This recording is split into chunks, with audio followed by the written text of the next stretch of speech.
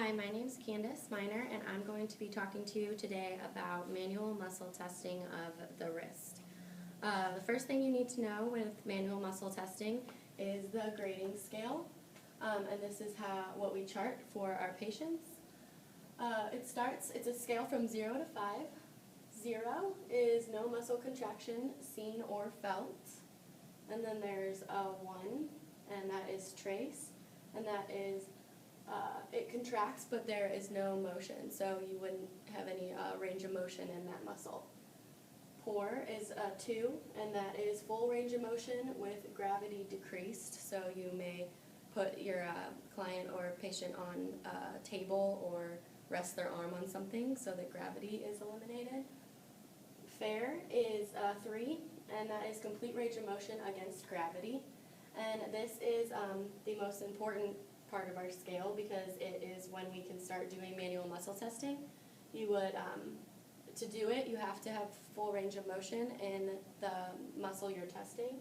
So they have to at least be a 3 or above to do that.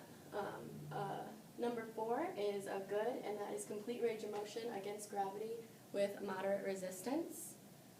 And then there's 5, and that is normal, and that is complete range of motion against gravity with full resistance. And the most important thing that you need to remember is that they have to be a 3. They have to have full range of motion. So before you would do manual muscle testing on your patient, you would ask them for the wrist to show you flexion, extension, radial deviation, and ulnar deviation. If they have full range of motion in all 4 of those, then you could do manual muscle testing on them. Patients that you would never want to do manual muscle testing on is patients that have pain in their wrist, maybe inflammation. You wouldn't want to do manual muscle testing. If they had like a fracture or a sprain, we do manual muscle testing to test the strength of a muscle, so you're not going to do it when the muscle's impaired. You could injure the client more. And you're not going to get an accurate reading of the strength of that muscle. Now that we've gone over a little bit of that, I'm going to have Aisha come in and we're going to show you some manual muscle testing. First, as I said before, you want to ask your client see if your client has full range of motion first. So I'm going to ask her to do flexion, then extension, then radial deviation, and ulnar deviation. Alright, and now that Aisha does have all those, we can do manual muscle testing on her. So I'm going to hang her wrist off here so you can see. And when you're doing manual muscle testing, you always want to support their limb that's next to what you're testing. For flexion, I'm going to flip her arm around here, and you are going to put pressure on here.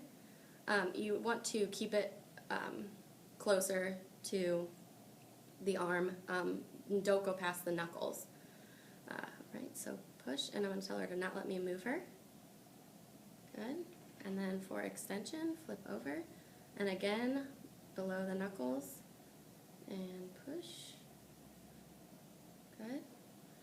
And then we're going to do radial deviation, which is in, so I'm going to push, don't let me move you, and here, push, don't let me move you. And that is good, and you would give your patient a grading scale and chart it, and that is how you do manual muscle testing. Thanks for watching.